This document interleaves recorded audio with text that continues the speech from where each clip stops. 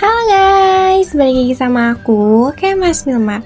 Kalau kemarin kita udah bahas politik identitas di era digital, hari ini aku akan bahas politik identitas dan populisme. Nah, kalian tahu gak sih populisme itu apa? Jadi, simak video ini baik-baik, yuk kita bahas. Ternyata populisme dan politik identitas telah menjadi fenomena global yang semakin menonjol dalam lanskap politik kontemporer, di mana kedua konsep ini seringkali berjalan beriringan, yang dimana populisme menggunakan isu identitas sebagai alat untuk meraih kekuasaan dan mempertahankan kekuasaan. Populisme pada dasarnya menawarkan narasi sederhana. Kaum rakyat yang dianggap murni dan terpinggirkan harus melawan kaum elit yang korup dan tidak mempedulikan kepentingan umum. Namun, dalam beberapa dekade terakhir, populisme tidak hanya mengeksploitasi ketidakpuasan ekonomi dan sosial, tetapi juga memperalat identitas yang berdasarkan agama, etnisitas, atau budaya untuk memecah belah masyarakat dan memperkuat dukungan politik mereka. Krisis ekonomi, ketidaksetaraan, dan ketidakpastian sosial seringkali menjadi pemicu utama kebangkitan populisme berbasis identitas. Di tengah ketidakpastian ini, identitas menjadi faktor penting dalam menentukan kesetiaan politik. Populisme mempolitisasi isu identitas untuk menyalurkan rasa frustasi dan ketidakpuasan masyarakat yang merasa terpinggirkan atau dikhianati oleh sistem yang ada. Fenomena ini tidak hanya berdampak pada demokrasi saja, tetapi juga menciptakan ketegangan sosial yang memperburuk ketidakstabilan politik di banyak negara. Populisme menggunakan sentimen ini untuk menciptakan pemisahan antar kita, rakyat asli atau kelompok mayoritas, dan mereka kaum minoritas, imigran, atau elit politik yang berfungsi untuk memperkuat loyalitas politik dan memperdalam polarisasi. Populisme berbasis identitas ini muncul sebagai respon terhadap ketidakpastian yang dihadapi oleh masyarakat modern.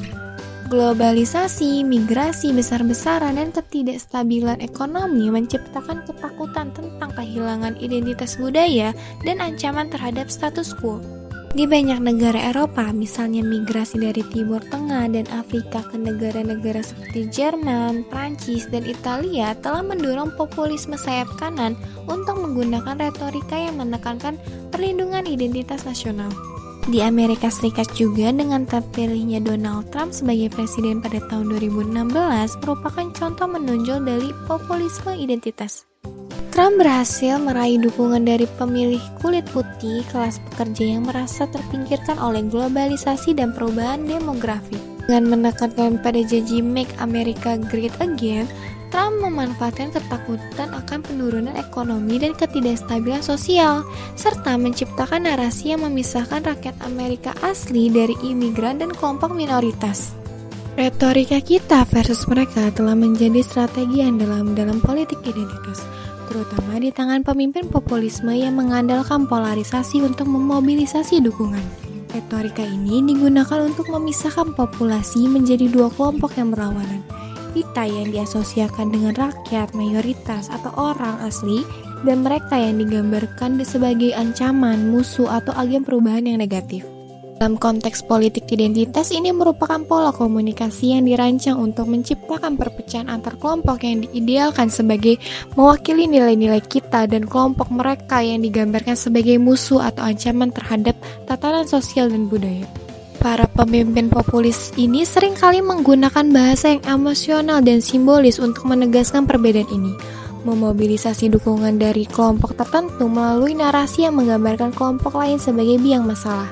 Dengan mengarahkan keamarahan dan frustasi terhadap kelompok tertentu, populisme mampu memanipulasi opini publik dan mendapatkan dukungan politik yang lebih luas. Dalam berbagai konteks, kita dapat melihat bagaimana strategi ini digunakan dengan variasi yang berbeda, namun dengan prinsip dasar yang sama, yaitu memecah belah masyarakat berdasarkan perbedaan identitas. Retorika kita versus mereka tidak hanya memperkuat basis politik populis, tetapi juga berdampak signifikan pada struktur sosial dan politik suatu negara. Beberapa dampak utamanya adalah strategi ini cenderung memperparah polarisasi di masyarakat. Dengan mengidentifikasi satu kelompok sebagai ancaman terhadap yang lain, populisme memecah masyarakat ke dalam dua kubu yang berlawanan. Polarisasi ini seringkali memperburuk ketegangan sosial, menciptakan permusuhan dan kekerasan antar kelompok. Kebijakan diskriminatif ini seringkali diimplementasikan berdasarkan narasi tersebut yang memperkuat ketidaksetaraan sosial dan politik. Retorika kita versus mereka juga dapat merusak kualitas demokrasi. Populisme yang menggunakan strategi ini seringkali mengikis prinsip-prinsip pluralisme yang dimana semua kelompok memiliki hak yang sama untuk berpartisipasi dalam politik. Segitu aja pembahasan untuk minggu ini. Aku harap pembahasan yang tadi bermanfaat bagi kalian ya. Ditunggu lagi video selanjutnya dari aku. Bye-bye!